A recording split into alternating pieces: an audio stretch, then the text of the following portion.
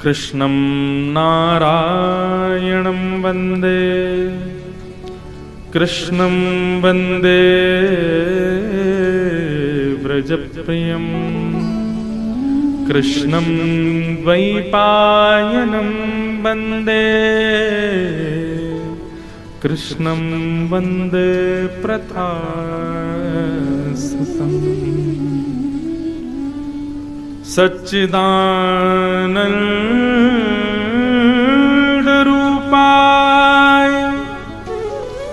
विश्वोत्पत्त्यादिहेतवे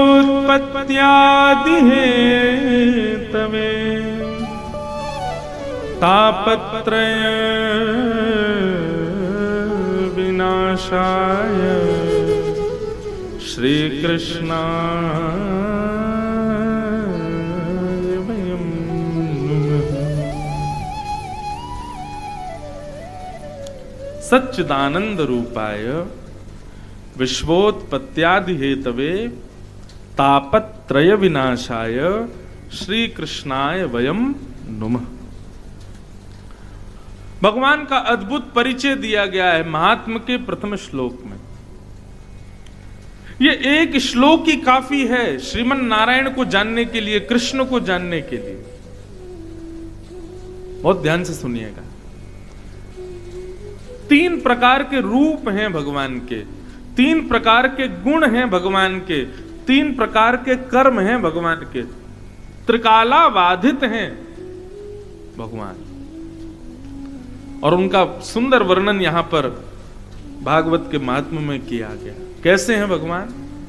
सच्चिदानंद रूपाय। ठाकुर जी का रूप कैसा है? पहला सत्य, भगवान सत्य है। सब लोग इधर देखो, कथा सुनो ध्यान से, सावधानी से। ठाकुर जी का प्रथम स्वरूप क्या है? सत्य।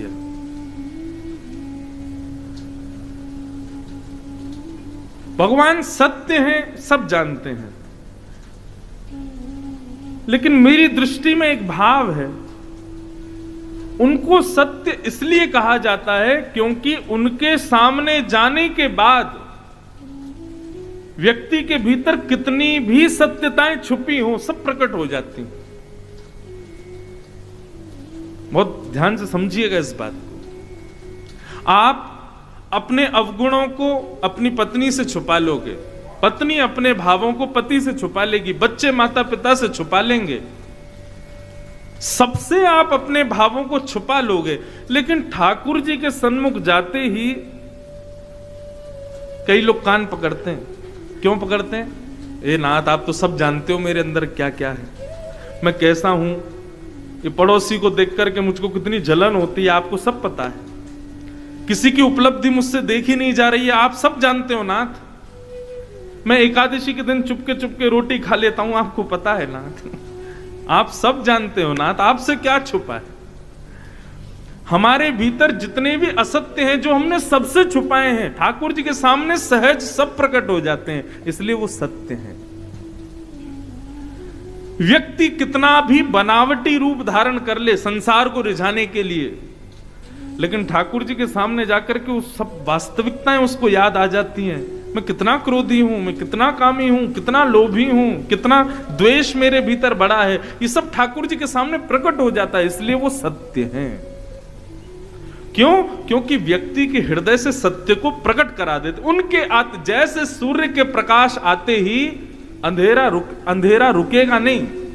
सूर्य के प्रकाश आते ही कितनी भी बहुमूल्य वस्तु हो, अंधेरे में जो दिख नहीं रही है वो प्रकट हो जाती है। ऐसे ठाकुर जी के सामने जाते व्यक्ति के सारे विकार, सारे असत्य प्रकट हो जाते हैं, इसलिए वो सत्य है।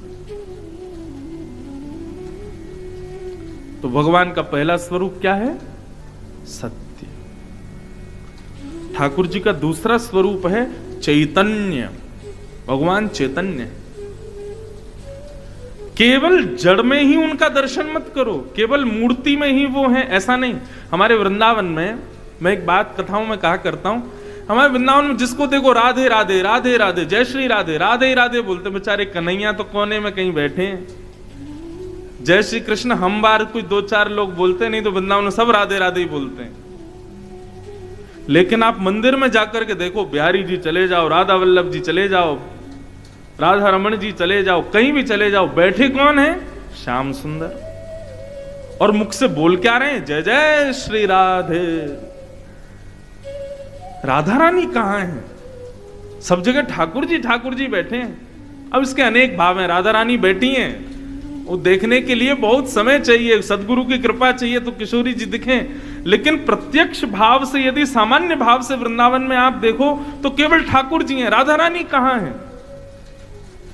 वृंदावन की वायु राधा रानी है, वृंदावन के शब्द राधा रानी है, वृंदावन का कण-कण राधा रानी है, वृंदावन में प्रकाश राधा रानी, वृंदावन की निशा राधा रानी, वृंदावन में वृक्ष राधा रानी, पत्र राधा रानी, सब राधा रानी है। केवल जड़ भाव से राधा रानी नहीं है, चैतन्य भाव से वृंदावन में विचरण कर रही हैं, वो श्री राधा रानी सब जगह घूम रही है। तो भगवान का दूसरा स्वरूप चैतन्य, वो केवल जड़ पदार्थ में नहीं है, केवल मूर्ति में नहीं है। ठाकुर जी चैतन्य हैं, प्रत्यक्ष हैं। वो केवल जड़ में ही प्रकट हो गए ऐसा नहीं है, वो चैतन्य भी रहते हैं। इसका दूसरा अर्थ यह है भैया, चलते फिरते उठते बैठते हर मानव चैतन्य है, तो इसका मतलब उनके भीतर ठाकुर जी हैं। गीता में भगवान कहते हैं, ईश्वरः सर्वभूतानां हृदय सेर्जुन तिष्ठति। सबके भीतर भगवान बैठे। और इसका सबसे बड़ा कारण क्या है? व्यक्ति के अंदर भगवान है, इसका सबसे बड़ा उदाहरण क्या है? बहुत ध्यान से सुनिएगा। व्यक्ति को आप स्पर्श कर रहे हो, व्यक्ति के आप संग बैठे हो, व्यक्ति के आप संग खा रहे हो, कब तक? जब तक वो जीवित है। लेकिन जैसे ही उसके प्राण निकल जाते हैं, क्या आप उसके बगल में बैठोगे? क्या आप उसका स्पर्श करोगे? क्या आप उसको अपने पास बैठाओगे? क्या अपने घर में रखोगे? नहीं।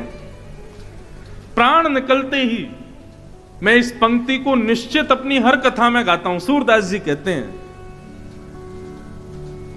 जा प्रियतम सो प्रीत घनेरी।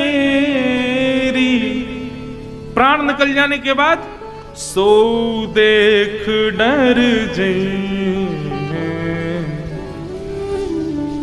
जा प्रियतम सो प्रीत घनेरी, जा प्रियतम सो प्रीत घनेरी, जा प्रियतम सो प्रीत घनेरी, जा प्रियतम सो प्रीत घनेरी, सो देख डर जइने,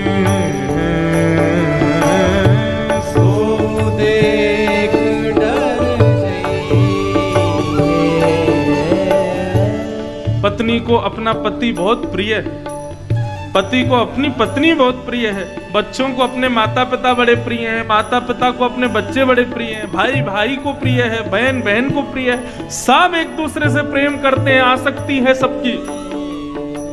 लेकिन जैसे ही हम जिससे प्रेम करते हैं वो अपने प्राण त्याग देता है। हम रोते जरूर हैं, हम बिलखते जरूर हैं, लेकिन उस समय कोई कह दे, अच्छा भैया रो मत, एक काम करो, इनको तुम अपने कमरे में ही रखो, है ना, वहीं रखो इनको, बढ़िया रोज सुबह श्रृंगार करना, अब खाएंगे तो है नहीं, रोज इनका भोग लगा देना, रखो इनको अपने घर के साथ ही, मत भेजो इनको शमशान घाट, अपने घर में ही रखो। रखोगे? नहीं रखो। भाई बंधु जो सब उससे प्रेम करते हैं, पंडित जी मुहूर्त कब है, कब ले जाना है इनको शमशान घाट? अरे भैया तुमसे बहुत प्रेम करता था, 2-4 दिन रख लो। अरे नहीं महाराज, रख नहीं सकते। क्यों? दुर्गंध आने लगेगी शरीर में से, अब इसके प्राण चले गए हैं, अभी हमारे किसी काम का नहीं है। वो प्राण जो चले गए हैं वही चैतन्य भगवान है, जिसकी वजह से वो किसी का भाई था, जिसकी वजह से वो किसी का गुरु था, जिसकी वजह से वो किसी का पति था। वो व्यक्ति किसी का नहीं था, उसके भीतर बैठे चैतन्य सबके थे। वही चैतन्य भगवान का दूसरा रूप है। मन पंछी उड़ जाई है, जा दिन मन पंछी उड़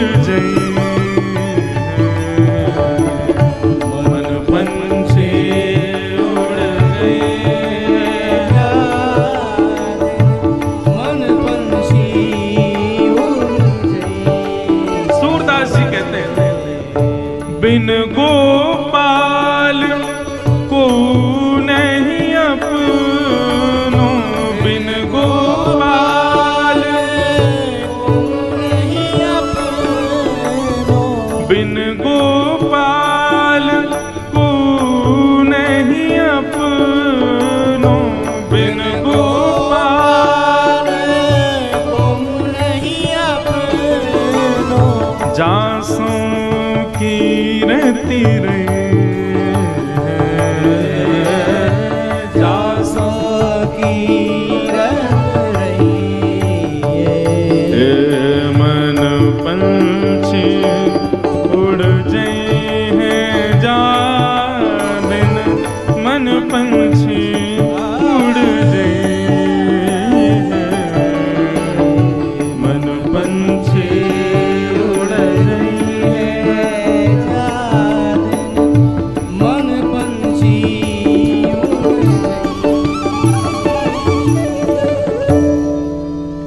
समझ में आई बात? भगवान का पहला स्वरूप कौन सा बताया था, और दूसरा चैतन्य कैसे हैं भगवान, समझ में आया? आगे चलें। अब भगवान का तीसरा स्वरूप आनंद। ऋषिकेश में बैठे हो, बढ़िया मौसम हो रहा है, चारों तरफ हरियाली है, क्या सुंदर गंगा जी बह रही हैं, मंदम मंदम मंदम जलधारा ऊपर से गिर रही है। हमारे आयोजक परिवार ने एक से एक रसोइया बुलाए प्रसाद बनाने के लिए, सब लोग पाओगे। बढ़िया जैसी तैसी कथा है, व्यास जी सुनाएंगे। बताओ सुख मिल रहा है कि आनंद आ रहा है? क्या अंतर है दोनों में? सुख में और आनंद में अंतर क्या है? जिस वस्तु का उपभोग करने पर, जिस वस्तु का उपयोग या उपभोग करने पर उस वस्तु की रसता धीरे धीरे कम होने लग जाए, उसको सुख कहते हैं। जैसे कि रसगुल्ला आपने खाया तो एक खाने के बाद में दूसरा जब खाओगे तो पहले में जो स्वाद आया था वो दूसरे में नहीं आएगा, धीरे धीरे कम होने लग जाता है। महंगे फोन, 1.5 लाख का 2 लाख का फोन खरीद के लाओगे तो उसको डिब्बे से निकालते ही चलाने में जो सुख मिलेगा वो उसके अगले दिन कम हो जाएगा, उसके तीसरे दिन और कम हो जाएगा, चौथे दिन और कम हो जाएगा, धीरे धीरे कम होता चला जाएगा। 1 करोड़ की 1.5 करोड़ की गाड़ी लेकर के आओगे शोरूम से, पहले दिन बैठने में जो सुख मिलेगा धीरे धीरे वो कम होता चला जाएगा। 25,000 रुपए प्रतिदिन के महीने के कमरे में किसी होटल में रुकोगे तो प्रवेश करते ही जो सुख मिलेगा वो हर क्षण में कम होता चला जाएगा। संसार की हर वस्तु जिसका उपभोग करने पर उसके उपभोग से मिलने वाला सुख कम होता रहे, उसी को सुख कहते हैं। लेकिन ऐसी वस्तु जिसका उपभोग करने पर रस का वर्धन होता रहे, उसको आनंद कहते हैं। और वो आनंद केवल ठाकुर जी की कथा और ठाकुर जी के दर्शन, वैष्णव संग और ये मधुर आनंद में ही होता है। ये है सुख में और आनंद में अंतर। पहले दिन जितना आनंद आ रहा है कथा में, कल उससे दुगुना आएगा, तीसरे दिन उससे तिगुना आएगा, चौथे दिन उससे 4 गुना ज्यादा आएगा, और अंतिम दिन तो कहीं कहीं ऐसा भी हो जाता है कि लोग विलक विलक करके रोते हैं कि कथा विश्राम क्यों हो गई, अब हमको घर जाना पड़ेगा। व्यास जी आप जा रहे हो? एक जगह मेरी कथा हुई थी, वहां तो मुख्य यजमान जो थे वो मूर्छित ही हो गए 7वें दिन। मंच पर मुझको विदा करने के लिए जब तिलक करने आए तो जो मुख्य यजमान थे वो मूर्छित हो गए, बेहोश हो गए, विरह में कि कथा जा रही है, अब हमारे यहां कथा विश्राम हो गई। आनंदाम बुद्धिवर्धनम प्रतिपदम, जो हर क्षण में जिस सुख का वर्धन जहां पर होता है उसको आनंद कहते हैं। और क्षमा कीजिएगा, संसार के लोग इस बात को समझते नहीं है।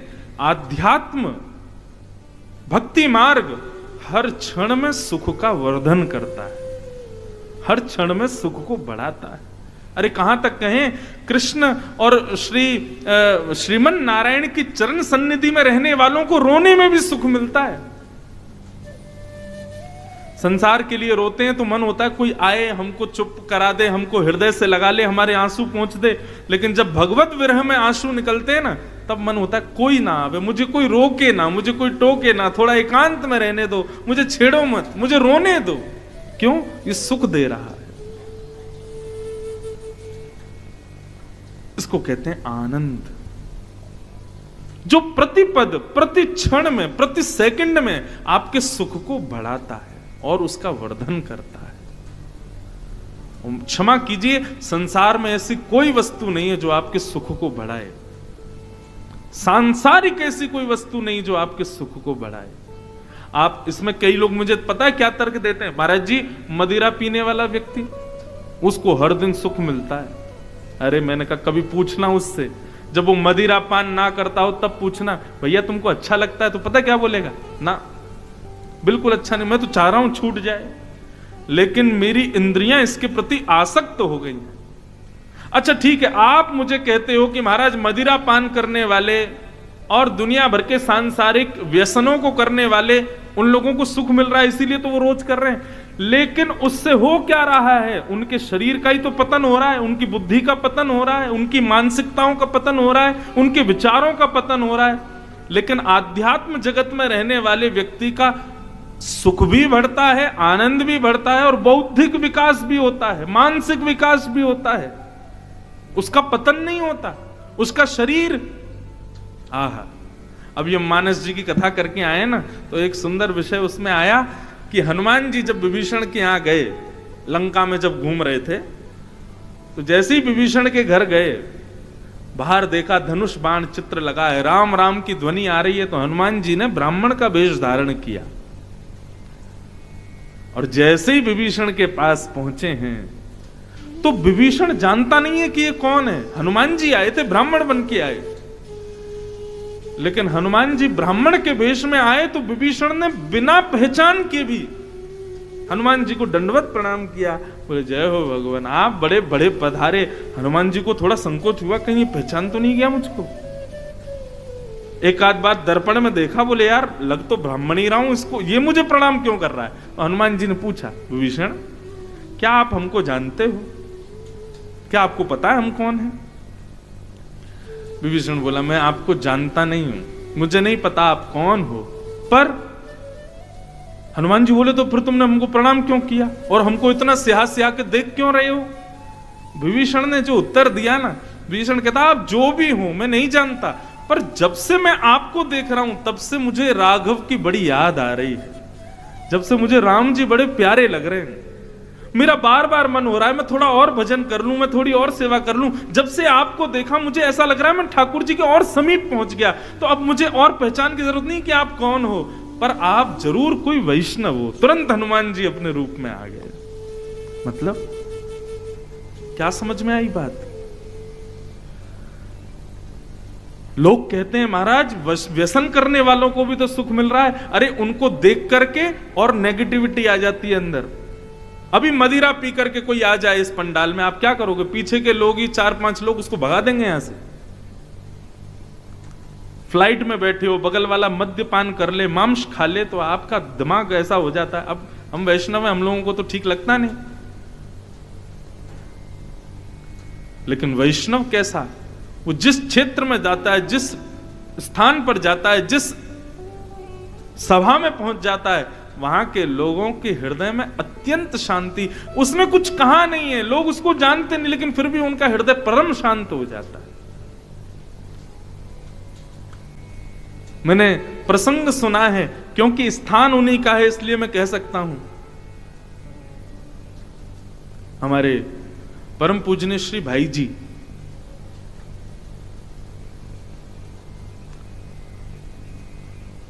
भाई जी का एक मैंने प्रसंग कहीं सुना कि जब श्री राधा बाबा भाई जी से प्रथम बार मिलने के लिए गीता वाटिका पहुंचे, थे बड़े ज्ञानी थे, उनके आगे अच्छे अच्छे ज्ञानी ठहर नहीं पाते थे। उनके प्रश्नों का उत्तर सब देते थे, लेकिन वो संतुष्ट नहीं थे। तब किसी ने उनसे कहा कि आप एक काम करो बाबा, आप ना वहां जाओ गीता वाटिका, और वहां पर आपको भाई जी मिलेंगे, आप उनका दर्शन कीजिएगा, वो आपके शंका का समाधान करेंगे। ब्रह्मचारी, ब्रह्मनिष्ठ, अत्यंत तेजवान, और अवस्था भी ज्यादा नहीं थी। गीता वाटिका पहुंचे,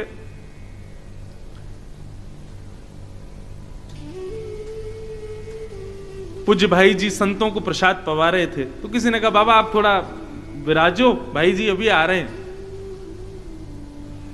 भाई जी अपनी सेवा से निवृत्त होकर के जब पधारे, तो वर्णन आता है, उस समय के दृष्टाओं ने वर्णन किया कि भाई जी ने जाकर के श्री राधा बाबा के श्री चरण कमलों के 5 उंगलियों को, 10 उंगलियों को अपने हस्त कमल की 10 उंगलियों से स्पर्श किया, और जैसे ही स्पर्श किया, राधा बाबा की वो स्थिति हो गई जो वृंदावन जाकर के उद्धव की स्थिति हुई थी। बस अब कुछ सुनना, कहना, कोई प्रश्न करने के लिए बोले ही नहीं, बस ऐसा लगा मेरे सारे समाधान हो गए हों केवल स्पर्श मात्र से। और फिर सदा सर्वदा के लिए राधा बाबा ने संकल्प लिया कि मैं जब तक जीवित हूं, जब तक पृथ्वी पर हूं, तब तक 24 घंटे में एक बार भाई जी को जरूर देखूंगा। यह है आध्यात्मिक व्यक्ति के स्वरूप का, स्पर्श का, उसकी उपस्थिति का यह प्रभाव है। यह एक व्यसनी का हो सकता है। इसलिए बंधुओं, भगवान का दूसरा स्वरूप, तीसरा अंतिम स्वरूप है आनंद। आनंद मतलब जो आपके सुख का प्रतिक्षण वर्धन करे, हर क्षण में उसका वर्धन होता रहे, हिलोरें उठती रहें। अच्छा, एक अंतर और है सुख में और आनंद में। सुख में बहुत व्यवस्थाएं चाहिए तब आपको अच्छा लगता है, लेकिन आनंद में बिना किसी व्यवस्था के भी अच्छा लगता है। अब वैसे तो कई माताएं भाई लोग कुर्सी पे बैठे हैं, सबको प्रणाम है, उतर के नीचे मत आ जाना, बैठे रहना। अब आप व्यवस्था में बैठ के कथा सुन रहे हो, ठीक है, आनंद मिल रहा होगा, लेकिन थोड़े से आप वंचित हो रहे हो। आपसे ज्यादा सुख नीचे बैठने वालों को मिल रहा होगा, क्योंकि व्यवस्था का त्याग करके कथा सुन रहे हैं ना, ज्यादा व्यवस्थित होकर के नहीं सुन रहे, इसलिए इनको और ज्यादा आनंद आ रहा होगा। यही अंतर है सुख में और आनंद में। तो भगवान के कितने स्वरूप? 3। पहला सत्य, दूसरा चैतन्य, और तीसरा आनंद। सच्चिदानंद रूपाय। इसीलिए हम लोग कृष्ण जन्म जब होता है तब गाते हैं, नंद घर आनंद भयो जय कन्हैया लाल की। विनय पत्रिका में गोस्वामी तुलसीदास जी महाराज एक पद गाते हैं। पद गाऊंगा नहीं, लेकिन इस पद का अर्थ आपको समझा देता हूं। हरि तुम बहुत अनुग्रह कीनो।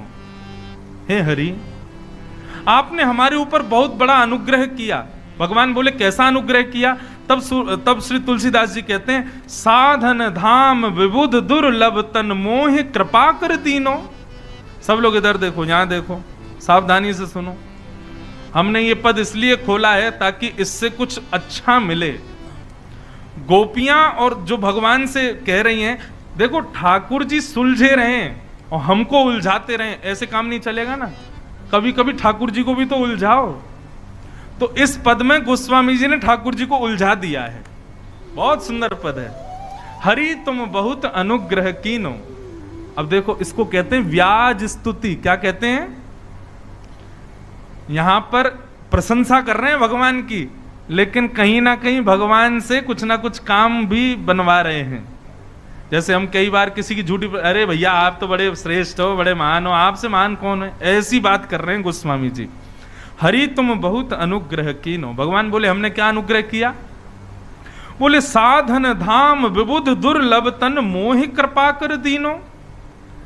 ये तन जिसको पाने के लिए, मानव शरीर पाने के लिए लोग इतनी तपस्या करते हैं, आपने इतनी सुलभता से मुझे दे दिया नाथ, आपने बड़ी कृपा की मेरे ऊपर। तो भगवान थोड़े मुस्कुरा गए, फूल गए, बोले अच्छा चलो कोई बात नहीं, ज्यादा प्रशंसा मत करो। गोस्वामी जी बोले आगे सुन लीजिए थोड़ा। बोले क्या? बोले कोटि हूं मुख कही जात ना प्रभु के एक एक उपकार। और प्रशंसा कर रहे हैं, ठाकुर जी को चढ़ा रहे हैं ऊपर पहाड़ पे।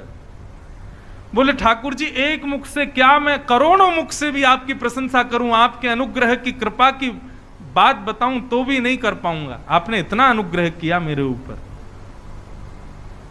लेकिन नाथ, तदपि नाथ कछु और मांगी हूं, दीजो परम उदार। पहले तो भगवान की बड़ी प्रशंसा कर दी, आपने सब कुछ दे दिया, लेकिन नाथ हम क्या करें, हम तो सांसारी पापी लोग हैं ना, मांगने की हमारी प्रवृत्ति जाती नहीं, हम कुछ और भी मांगना चाहते हैं। भगवान फूल तो गई हैं, बोले अच्छा मांगो, क्या चाहिए तुमको?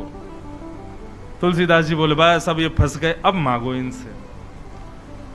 गोस्वामी जी कह रहे हैं विषय वारी मन मीन भिन्न नहीं, होत कबहु पल एक, ताते सहु विपत्ति अति दारुण, जन्मत जोनि अनेक।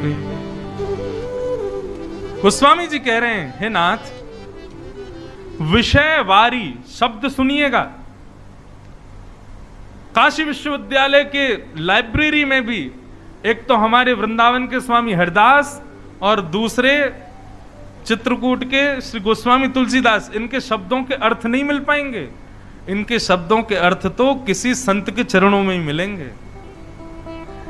गोस्वामी तुलसीदास जी कह रहे हैं, बोले नाथ एक कृपा और कर दीजिए। भगवान बोले बताओ क्या करना है?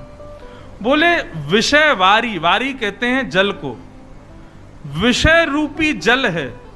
विषय किसको कहते हैं? सांसारिक प्रत्येक वस्तु जिसकी ओर हम आकर्षित हो जाते हैं उसको विषय कहते हैं। बोले प्रभु विषय रूपी जल में हमारी मन रूपी मछली घूम रही है। विषय रूपी जल में हमारी मन रूपी मछली डोल रही है, कभी कहीं जा रही है, कभी कहीं जा रही है, कभी कहीं जा रही है, कभी कहीं जा रही है। और इस मछली को विषय रूपी जल में घुमाने की वजह से हमको बार बार योनियां बदलनी पड़ती हैं। भगवान बोले हाँ बात तो सही है। ठाकुर जी कह रहे हैं तो इस विषय रूपी जल से मन को निकालो, मछली को निकालो। तब गोस्वामी जी मुस्कुरा करके कहते हैं, बोले प्रभु यही तो मांगना है। बोले क्या? बोले कृपा डोरी बनसी पद अंकुश, परम प्रेम मृदु चारो, एहि विधि वेद हरहु मेरो दुख, कौतुक राम तिहारो। ठाकुर जी जैसे नदी सरोवर के किनारे कई बार मछली पकड़ने वाला जाता है और अपनी बांस की बंशी को डालता है, उसमें एक धागा लगा होता है, उसमें एक कांटा होता है, उस कांटे को वो नदी में फेंक देता है और वो ना एक टक ऐसे ही बैठा रहता है। और जैसे ही उसको दिखता है कि उसका धागा हिला, वो तुरंत उसको खींच लेता है पीछे और मछली उस कांटे में फंस करके बाहर आ जाती है। भगवान बोले हाँ बात तो सही है।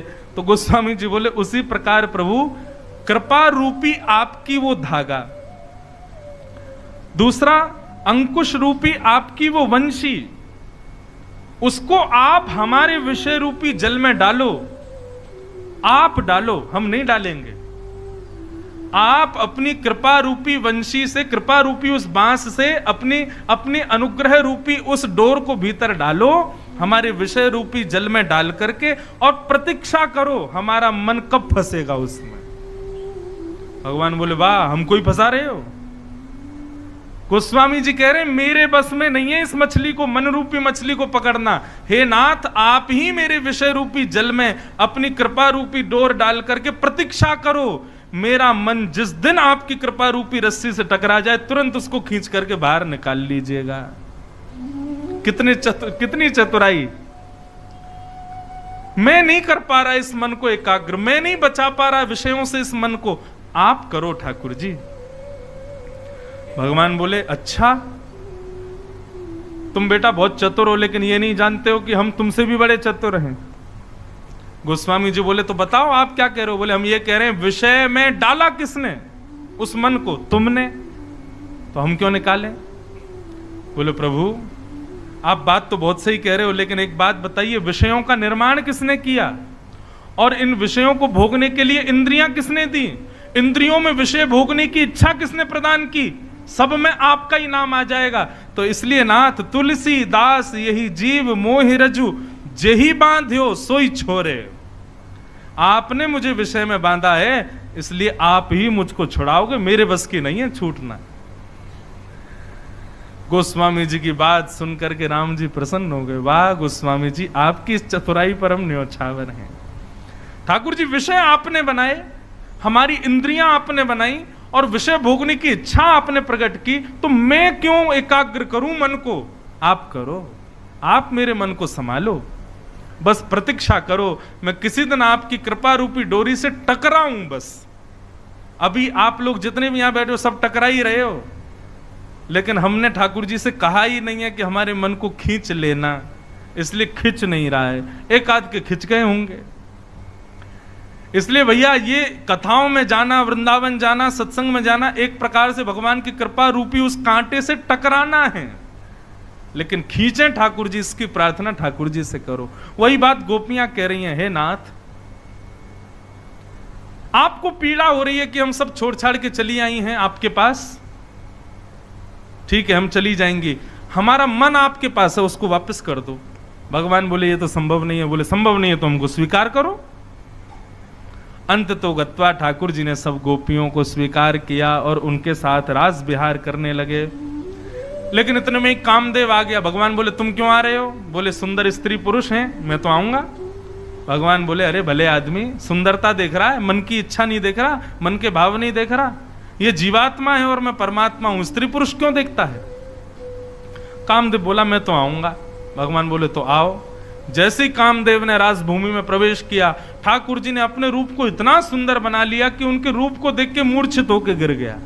मारना ही नहीं पड़ा, रूप पर ही मोहित हो गए। ठाकुर जी बड़े सुंदर हैं हमारे। चांद सा सलोना मुख लटे घूंघरारी हैं, भोए हैं कटीली आंखें तिरछी कटारे, होया के मधुर रसीले वचन,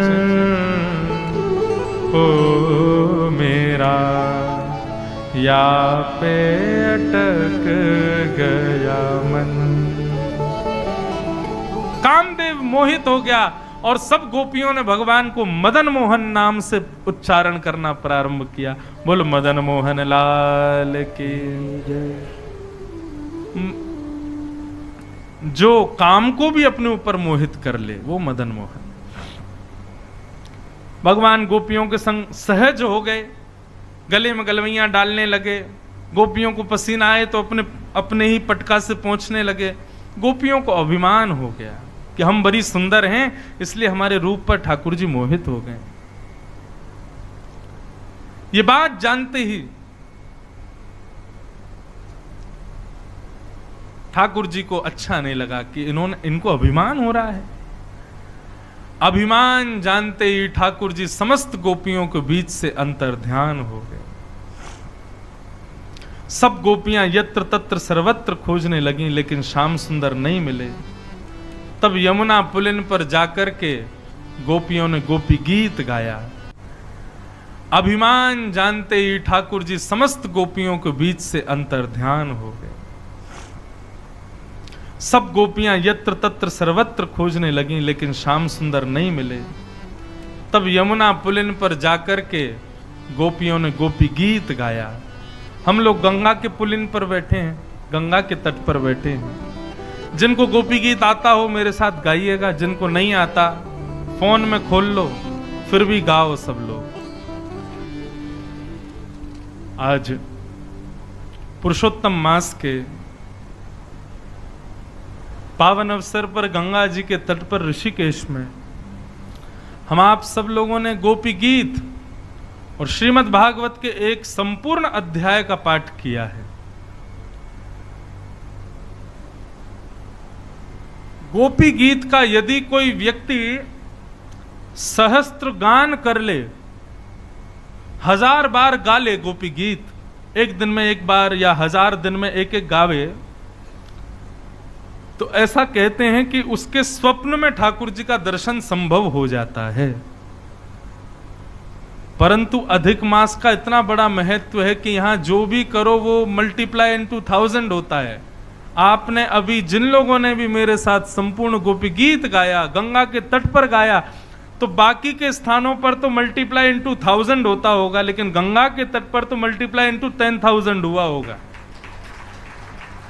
आज 10,000 गोपी गीत हमारे संपूर्ण हुए और अब प्रतीक्षा करो, स्वप्न में ठाकुर जी आएंगे, स्वप्न में निश्चित उनका दर्शन होगा। ये हम व्यासपीठ से आपको कह रहे हैं। और हो जाए ना तो किसी को गाने मत ले जाना, बताना मत किसी को, बस अपने मन ही मन प्रसन्न हो जाना। अब मैं भी प्रतीक्षा करूं, आप भी करो, श्याम सुंदर निश्चित पधारेंगे। और बंधुओं, नहीं आ रहे तो ऐसा नहीं है कि प्रतीक्षा में हो कि हमने एक ही बार तो एक दिन गाया तो था, 10,000 हो गए थे, क्या जा रहा है, रोज गा लो, 10 मिनट रोज लगेंगे, रोज गोपी गीत का गान करो। अधिक मास तो पूरे पूरे करो। हम तो कह रहे स्वप्न का प्रत्यक्ष श्याम सुंदर आ जाएंगे। गोपी गीत इतना प्रिय है श्याम सुंदर को। जी का तट है, पुरुषोत्तम मास है, मधुर आनंद के साथ सब लोग जय जयकार करो। बोलो वृंदावन बिहारी लाल की, श्री बद्रीनाथ भगवान की, श्री केदारनाथ भगवान की, गंगा यमुना मैया की, पर्वतराज हिमालय की, सब संतन की जय, सब ऋषियों की जय, पुरुषोत्तम मास की जय, भागवत महापुराण की, देवादिदेव महादेव शंकर भगवान की जय। जय श्री राम। नमः पार्वती पतये हर हर।